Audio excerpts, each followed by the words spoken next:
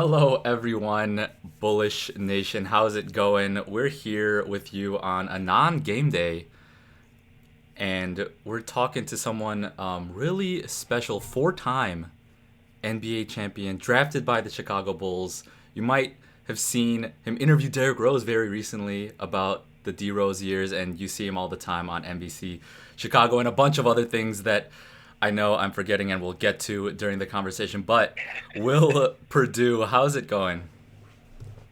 Con, it's going well, man. I appreciate the introduction, and I appreciate you allowing me to come on the podcast. And I'm just happy that this podcast is coming the day after an actual win, which is something that the Bulls desperately needed. It's not a topic that we've been able to talk about too much, winning basketball. No, and that's been unfortunate because, we knew about the last 2 years, or should we say the previous 2 years, about how they really wanted to, minimize expectations for this team. But we always felt like, we saw the talent that they have. But what we haven't seen them do is actually maximize that talent. And when John Paxson and Jim Boylan mentioned the word playoffs, and that was their aspirations, everybody's expectations then got ratcheted up a notch. But unfortunately, and I know it's only been 15 games, the Bulls have not lived up to those expectations. And there's a strong word here, hope.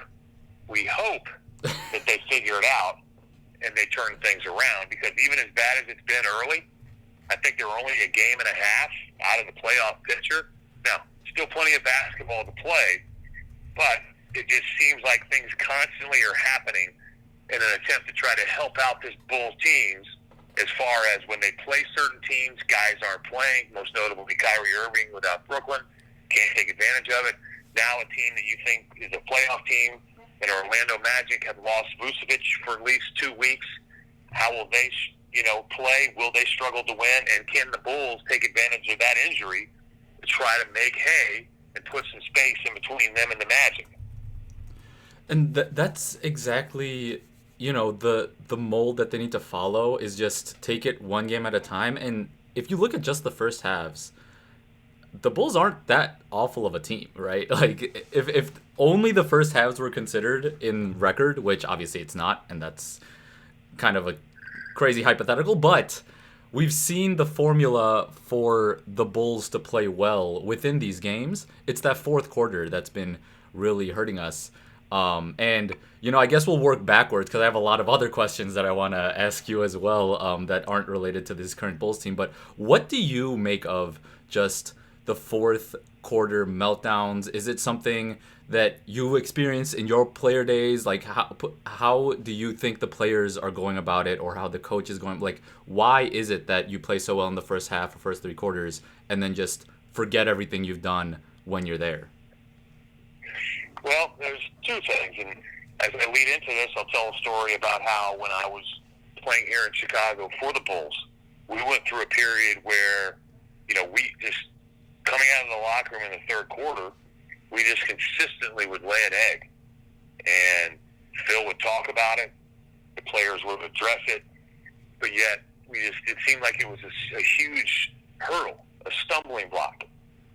But what you realize is it's more of a mental block than anything else, because all it took was one thing to go wrong somewhere in that third quarter, and then the other team could go on an 8-0 run, a 10-0 run, a 12-0 run, and we couldn't get out of our own way. And it took a while, but we eventually got out of that. As much as it almost became, a habit, we got out of it. But I think that what you're seeing with this Bulls team, and some of that is the trust factor. And I think that how that relates to this team is that you see what they do through three quarters. And let's be honest, it's not like we're talking about two opposite ends of the spectrum. It's not like they play great basketball for three quarters and then just totally fall off a cliff in the fourth. But they play well enough in those three quarters to put themselves in a position to win the game going into the fourth quarter. We've talked about on the post-game show on NBC Sports Chicago about the number of winnable games that they unfortunately have not won. And I know of some of them, like the Milwaukee Bucks twice, the Los Angeles Lakers, were games when we looked at the schedule, you thought, well, they're probably not going to win. But yet we would love to see them play well. But yet all of a sudden when the game happens and you see them, how they play, how well they've played in spurts, some of the leads they've had going into the fourth quarter, your expectations change immediately. But then when they go through those spurts where they can't score, they can't make stops, and then they end up losing what we call a winnable game, it becomes mental. They start looking for things to go wrong, and the minute something goes wrong, whether it's a turnover, a missed layup, an opponent's, like two-possession run, and when I say two-possession run, meaning like you actually play decent defense, but they get an offensive rebound, kick it out, knock down a three. You go down, make a stupid turnover, don't even get a shot at the rim. They come back, maybe have a deflection, but yet the Bulls can't pick up the loose ball. The opponent does, and then they kick it out to somebody, and they knock down a three. And even though on the scoreboard it only is a 6-0 run, technically you could say, that's a 10-0 run, or quite possibly a 12-0 run, because of the difference in what they did and what you didn't do. And then all of a sudden, Boylan's calling timeout, players are looking over their shoulders, and now the trust is gone because they're talking about, here we go again, this is our MO, we can't close, we're going to be having to ask questions after the game's over, why we couldn't close, what happened, how did we lose the game? And it's almost a fear factor of, let's not let this happen, instead of actually putting forth the effort and the action to make sure it doesn't happen. Yeah, so you mentioned how you guys, like, you had also gone through similar types of things in your playing career, and you said you also kind of got out of it. So how do you get out of it? Do you use a game like the Pistons to kind of show you as an example? I mean, we did have that with the Hawks as well, where it was kind of an end-to-end solid game and win, but then just the next game after that, it was the same story. So is it games like either the Hawks or the Pistons game that you rely on to get back on track, or is it just like a mental click where you stop being either not scared, but like stop thinking about all the things that are going wrong and stop putting into your head like, oh, here we go again, that here we go again is a mental barrier? Is it something that you just forget about and move on? Like how do you move on from that? Well, you can't forget about it because it doesn't happen because it's there. Yeah. But you start off by, and this is something involved with coaching. You start off by showing, as you just pointed out, all the good things that happened in the Lakers game, all the good things that happened in the Hawks game, all the good things that happened in both Milwaukee Bucks games, to prove to these guys that, listen, you guys can compete, but at the same time, when I make that announcement, that statement, you got to remember I also played with Michael Jordan. I also played with Scottie Pippen. Sometimes it takes one of your leaders, and not necessarily a guy with a C on his chest, meaning one of the captains, but one of your leaders that you look up to score, to make stops, whatever it may be, to take the lead. And not necessarily lead vocally, but lead with their actions. And a lot of times we fully expect Zach and Lowry to be that guy. But it could honestly be, Wendell Carter. The interesting thing that really helped, the Bulls the other night was Gafford. He hadn't played in a while, but what he did uplifted the whole team. But unfortunately, it still didn't give him the end result, but you have a lot of positives. It's something that takes time in order to get over. It's not just a one-game thing. Because if it was a one-game thing, Lowry wouldn't drop 35 against Charlotte and then disappear for 10 or 12 games. And when I say disappear, I mean he's obviously doing things out on the court, but he doesn't have that Lowry marketing game, that step-up game that Pax and Boylan talked about for this team to be successful, to possibly, keep themselves in the playoff hunt. Those two guys had to make the next step. And when you talk about the next step, one of the phrases in the next step is consistency. And we haven't seen it from Zach, we haven't seen it from Lowry, and we haven't seen it from this team as a whole.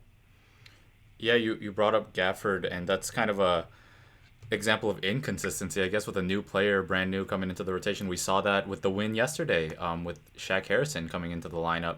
It's interesting to see guys that were just completely out of the lineup come in and make a difference. But shifting the topic a little bit, and by a little bit I mean a lot, I do want to get to your basketball beginnings. How did you get into the sport, and then obviously getting drafted by the Bulls, and just go through that journey a little bit with you, because I'm very curious personally, and I'm sure a lot of other people would love to hear this as well. But yeah, what are your basketball beginnings? When did you start, and when did you know that you were gonna make it, or consider making it into the league and all that? Well, I actually didn't start playing basketball until I was 13. I grew Okay. up in a small town in central eastern Florida called Merritt Island, Yep. and it was a basketball powerhouse. We had a bunch of guys on the football team that, you're talking about every year you had numerous players going to high-end Division I schools, Florida State, Miami, LSU, just football programs throughout the country. Now, not just into Florida, but those are the ones that I specifically remember, because we did put a lot of guys into those Florida schools. But basketball was considered, at my high school, Merritt Island High School, was a sport that the football players played to stay in shape after the football season was over. I mean, our basketball team was probably comprised of more than half football. So I think if we had 14 players, 8 of them were football players. So, we struggled to put together a team when the season started, because usually the football team made it deep into the playoffs, if not to the state championship game, on a regular basis. But I just remember, growing up in Florida, Florida was a big baseball and football state. I played baseball. I played football. All of a sudden, I hit a growth spurt in 7th grade, and I felt like, well, maybe I shouldn't be playing football anymore. So I dropped football, still played baseball. And then I had a friend of mine who actually moved down there, because where I lived was the Kennedy Space Center. And I became friends with a kid that moved in close to my neighborhood and started going to my same school, that really was a very good basketball player. But he came in from Virginia, and he'd grown up playing basketball. And he eventually introduced me to the game, taught me pretty much how to play the game, and we spent numerous hours on my driveway with headlights, floodlights, night lights, just working on the game. And I fell in love with it. But it was kind of interesting, in Florida you had middle school, meaning 7th, 8th, and 9th grade. So we had a 7th and 8th grade team. I was on the team, didn't play a lot. 9th grade, made the 9th grade team, didn't play a lot. Scored 1 point all year.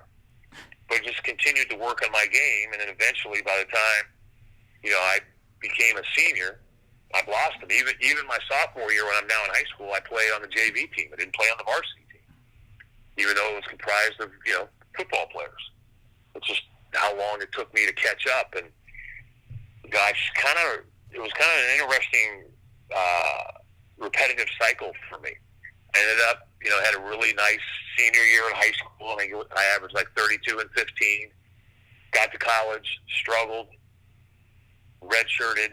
But then part of my struggles was the fact that I had a huge growth spurt, but I hadn't matured yet. So I walked off campus, or I walked off my high school campus, 6'10", 195 pounds. Okay. So the joke was I could stand behind a stop sign and you couldn't see me if I turned sideways, because I was so skinny. But it just, the repetitive cycle was I got to college and started all over again. Eventually started to put on weight, slowly worked myself through the lineup, and actually, even then, didn't become a starter until my junior year.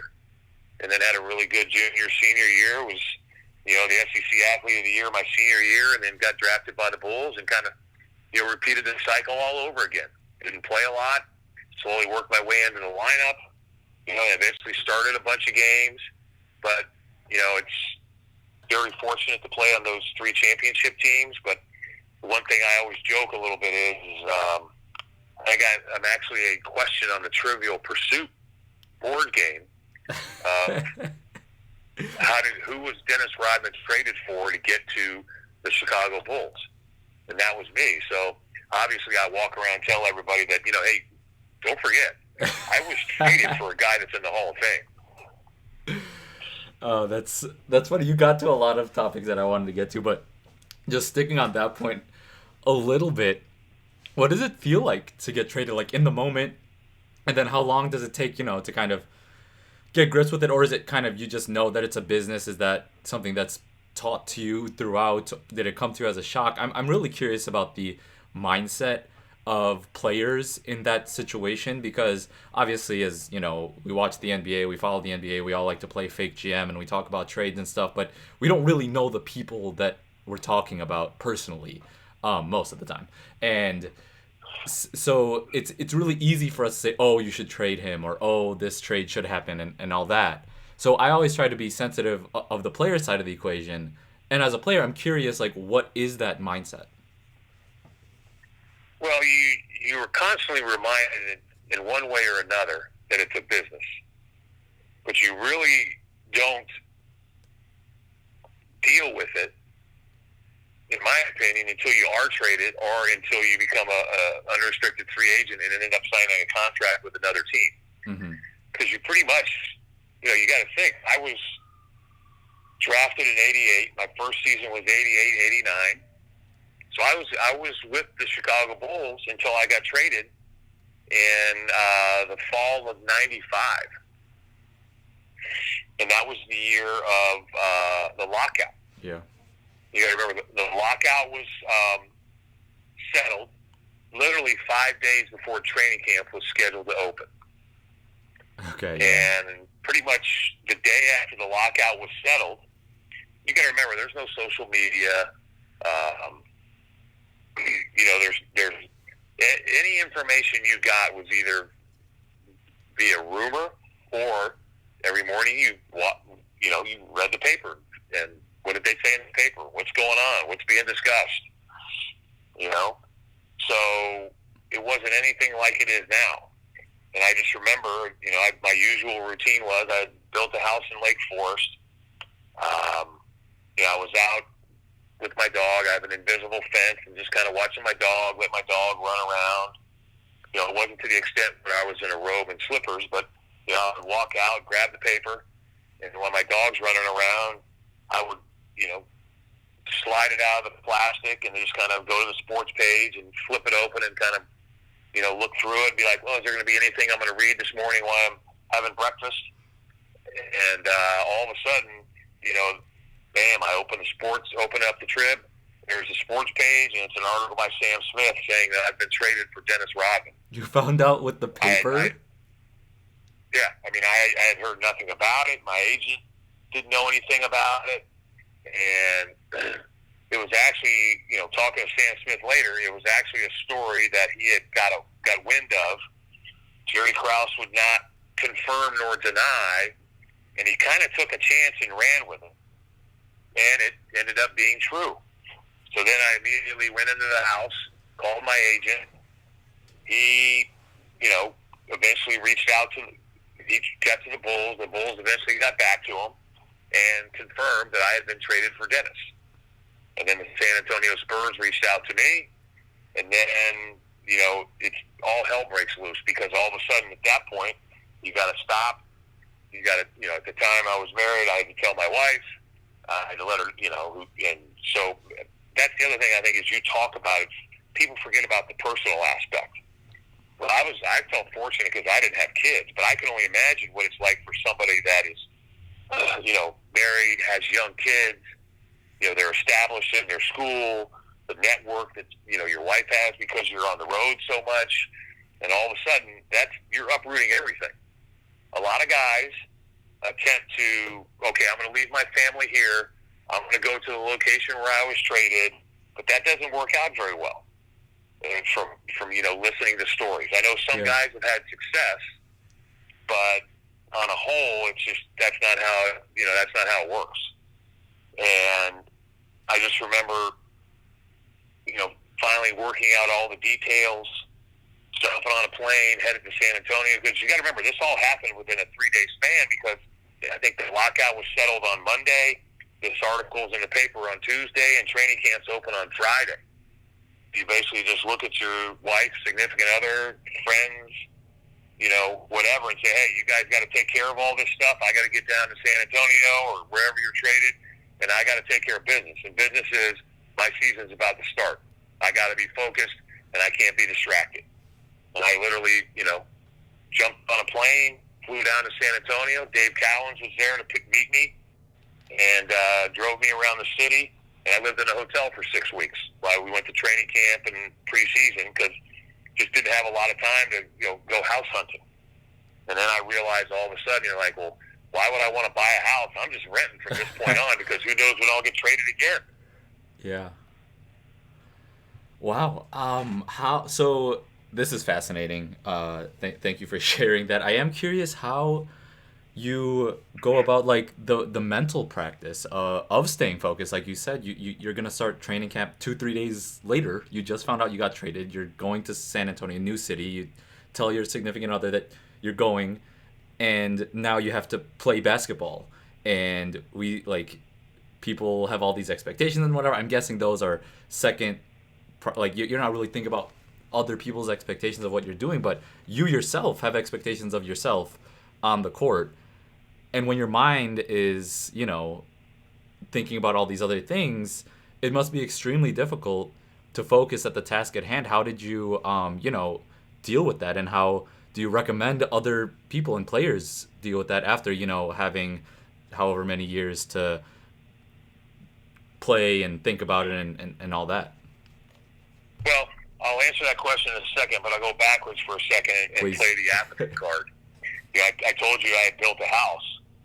Well, what I didn't elaborate on, and I'll let you know about that to try to kind of touch on the personal side a little more. For sure. I built this house specifically for me. So, meaning 7-foot man, I had 8-foot doors. I had shower heads. The counters in the kitchen were taller. The counters in the bathroom were taller. I had a special bed made that had to be delivered in pieces because it was basically 8 feet long and about 8 feet wide. The furniture was special made. It was just, I made sure that this was going to be a house that I was going to be comfortable with because I kind of mentally accepted the fact, maybe I'm going to be here for a while. And I want to make sure that I'm comfortable. I don't want to just buy a house and live in a house that I'm not comfortable in. So it just was like, and I had only lived in the house for 3 months because it actually was finished that summer. And I basically, moved in right around the end of June, beginning of July. And this all of a sudden all breaks in, the first week of October. And I was like, man, I got to live in my dream house for all of basically 3 months. And, at that point, you're like, am I going to sell it? Am I going to keep it? What am I going to do with it? But I just had to kind of put that behind and go to San Antonio. Now, to answer your question about how do you deal with that, I was very fortunate, I feel personally, because I was dealing with Greg Popovich. Yeah. And he had told me something that nobody else had ever told me. I remember Dave Cowens as a player, and he was one of the assistant coaches. So we hit it off immediately, and he ended up also being my position coach, and that helped dramatically. But I remember we go into Pop's office, and he was the general manager at the time. He wasn't the coach. The coach was Bob Hill. And we had a meeting, and all the coaches were in there. Pop was in there. Pop looked at me, and he goes, we traded for you for a reason. We wanted you specifically, but we're not going to give you any limitations. You have 4 weeks, meaning all of training camp and 8 games, to prove to us what you can do. Can you shoot threes? Prove it to us. Can you put the ball on the floor and attack off the dribble? Prove it to us. Are you a lockdown defender? Prove it to us. We know what you can do. We've studied the tape. We've played against you. But this is also going to be an opportunity for you to expand your game if you feel like you're better than what the Bulls thought you were.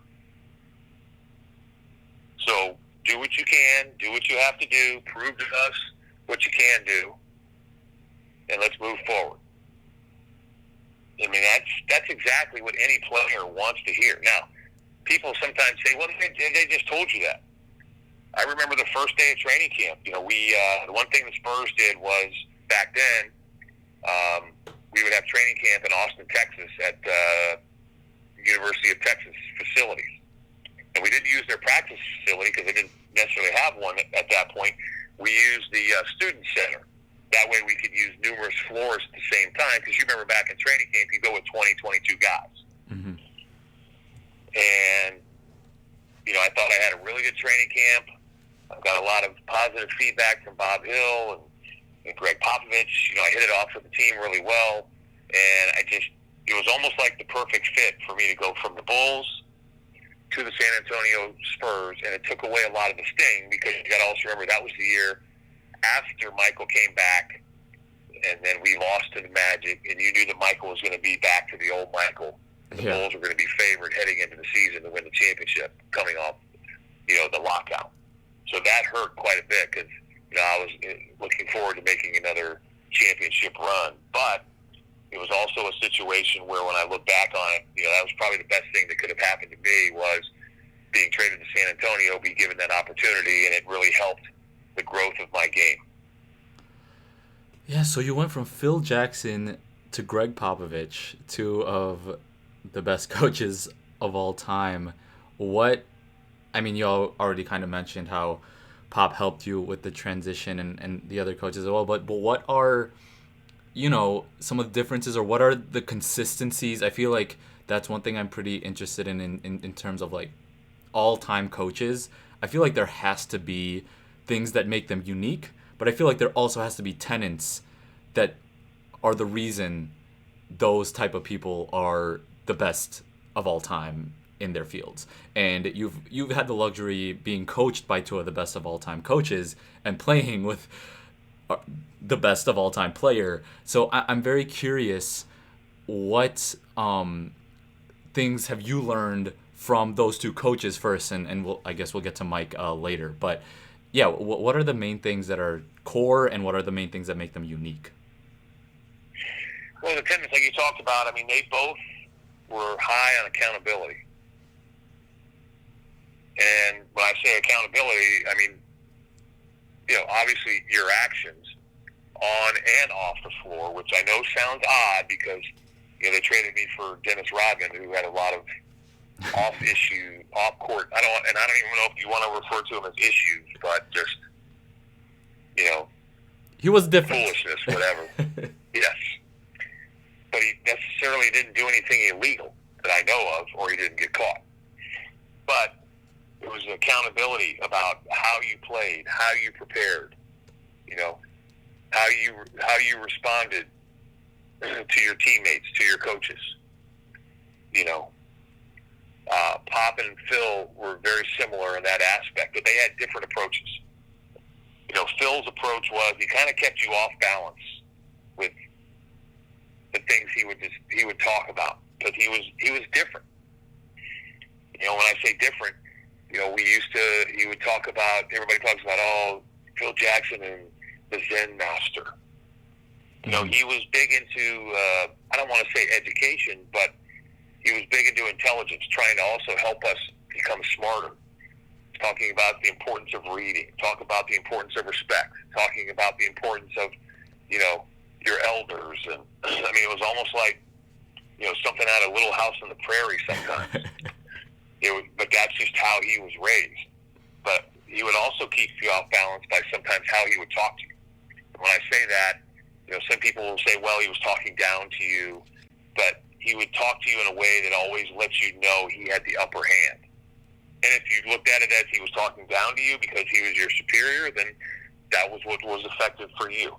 For me, you know, we butted heads a lot, because I thought he tried to, you know, prove to me that maybe he was a little smarter, when, you know, the only reason I got through Vanderbilt was this guy just I worked my ass off. I didn't necessarily consider myself smart, but I just figured out how to stay at Vanderbilt, how to get through to Vanderbilt, and how to graduate. So you could say, well, that's pretty smart, but that's also just, kind of figuring things out. Just like guys eventually figure out the NBA game, which has changed dramatically, from the way it was played till now. But that was, and Phil really knew how to manipulate the media to get the desired result, as far as use the media to help him motivate players. I'm not sure that would work in this NBA because the players are different and their mentality is different, but it worked for him very well. Worked for him in Chicago. It worked for him in Los Angeles. But Pop was more about, honesty and transparency. He would tell you, what you were doing good, but he would also make a point of telling you what you were doing poorly. I remember a specific instance when we were playing the Utah Jazz, and I had a bad game. And he came over to me in the locker room, and I remember I had both ankles and, buckets with ice, and I had ice on my knees, ice on my elbows, and he put his arm around me, and, he thought he was being funny. He would refer to me as Willie instead of Will, and he's like, Willie, you hurt us tonight. I'm not questioning your effort. I know you play hard, but you just hurt us. I know you could play much better than you did tonight. And he goes through, I don't expect you to, be a champ for all 82 games. Like I said, the effort was there, but we need more out of you. And I had never had a coach, approach me in that manner. Yeah. But that's what Greg Popovich was. And so when he would tell you something, you'd never at least when I was there, I never second-guessed anything he said. I always felt he was being honest. I always felt he was being upfront. And sometimes he would tell you what you wanted to hear, and sometimes he'd tell you what you didn't want to hear. But when you took the time to actually absorb what he was saying and think about it, the evidence is in the pudding. All you had to do is go back and watch the film and be like, yeah, he's right. But, you had to put your feelings aside. And that made you want to play for him. And that's, I think, what's made him so successful, because guys wanted to play for him. And the other thing, you always felt like, in a odd way, that Phil cared about you, because he always tried to make you a better person off the floor in his own way, not necessarily a way you appreciated, but he also tried to help you see things differently, look through the eyes of somebody else, instead of being, solely focused on what you see, how you see it. Be unselfish. And not so much in a giving way, but just kind of sometimes look at things from a different perspective. Whereas Pop, genuinely cared about you, cared about your family. He had people over to his house all the time for dinner, was very caring. It's just, I think that's what made both those guys so successful. Well, again, awesome things. I'm super interested. I could listen to you talk about all this stuff for a while, but I do want to also get to the championship. Like, what did it feel like winning the championship? What were the team dynamics like before and after winning a championship? What was it like playing with Mike? I know that's a lot of questions in one, but I just kind of want to let you take it away. Well, it's interesting you put it that way as far as team dynamic. One of the things that myself and Kendall and I always talk about, offset or in the green room, or, it's just how the approach that players take now seems to have changed. The one thing I learned from John Paxson, Bill Cartwright, Joe Dumars and I had the same agent. The one word they kept bringing up was respect. Be more concerned about earning the respect of your teammates instead of worrying about them liking you, because it's more important to have their respect than it is for them to like you. And I think our team somewhat kind of took that approach, because, as you've heard, there were fights, and it wasn't just me and MJ or Steve Kerr and MJ. It was amongst other players as well, because of the competitiveness of guys at that level. Everybody had egos regardless of who you were. And everybody always felt maybe they were being wronged by the coaching staff, by the organization, by another player. And a lot of times when your emotions get in the way, that's really the only way to settle it. But there were hardly ever actually real fights. As we joked, they were all NBA fights. A lot of talking, nothing happens until somebody gets in between you, and then you basically just try to throw a few punches around somebody instead of, on top of somebody, and then you get pulled off, cooler heads prevail, and you continue. But it was kind of interesting that the way you put it, the dynamic, I always talked about the Bulls were, 14 guys that when practice was over, they went 14 different directions because it was an older team. John Paxson had a family. Bill Cartwright had a family. Michael Jordan had his own group. Horace and Scottie hung out together.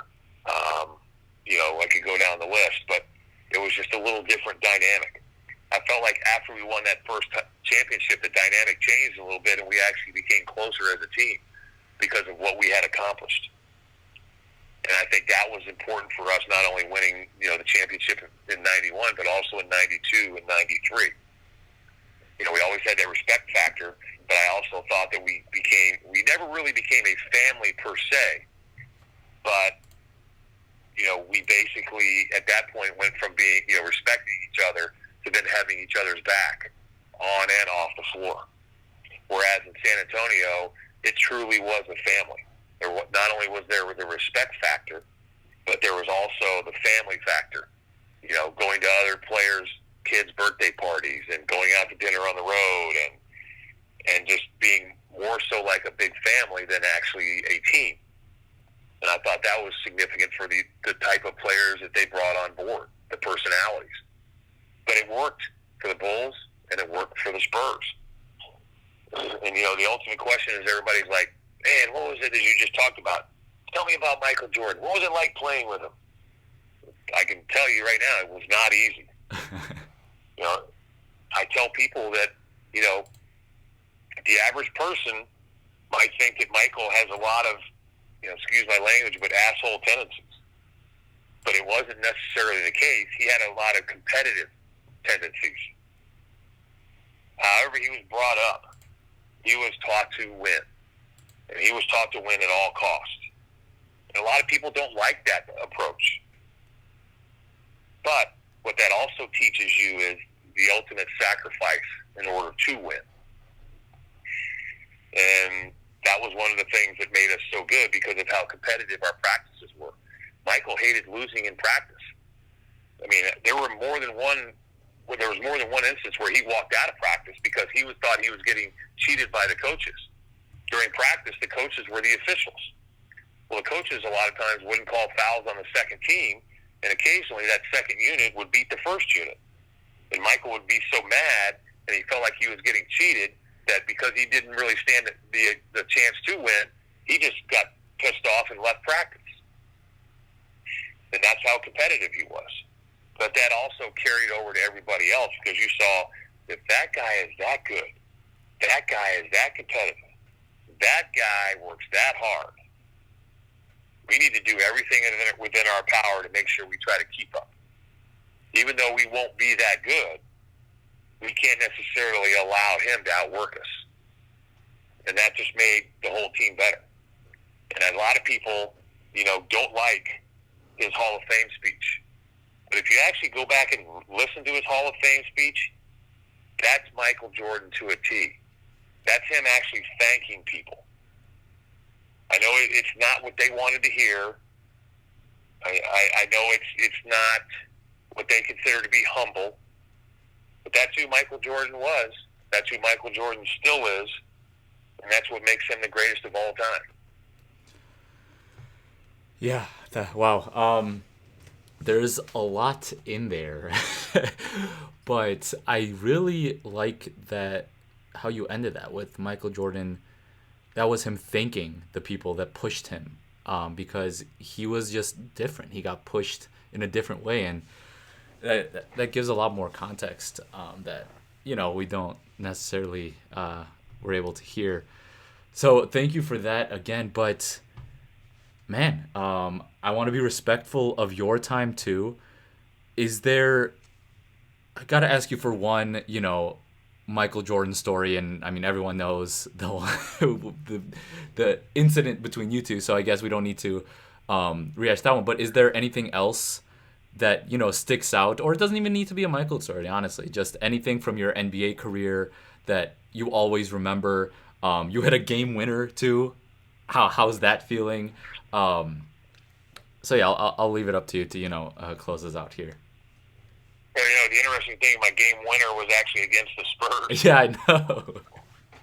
So and that was that first year that we were at the first retirement for Michael. But I know people are enamored with Michael, and as you talked about, I just did that D Rose story. People in Chicago were enamored by that, but to kind of tell you just how competitive Michael was. Michael knew how good Scottie was. But the one thing that Michael would do to help keep Scottie in check is that he would occasionally go against Scottie instead of, Pax, Michael, Scottie, Horace, Bill playing against the second unit. One of those, Michael would go to Phil and be like, put one of the two of us on the second unit so we can guard each other, so we can practice against each other. And he did that more so that he could go at Scottie, demoralize Scottie, but then also teach Scottie how much more work he really needed to do to get to that next level. I'm not sure, at the time, I don't think Scottie realized that. I think that Scottie actually thought that Michael was just trying to make him look bad because, there's the ego thing again. Scottie's playing well. He's a pivotal piece of this team. He didn't, under the surface, he didn't like being called Robin to Batman, Michael being Batman. There were certain intricacies that he was better than Michael. He had the length. He was a better defender. But yet, Michael would always make sure that he would teach Scottie a little lesson periodically in practice that I'm still better than you. We're going at each other in practice. And it was, quite honestly, it was very entertaining. Because not only would Michael go at you, he would talk a lot of trash. And that can be demoralizing.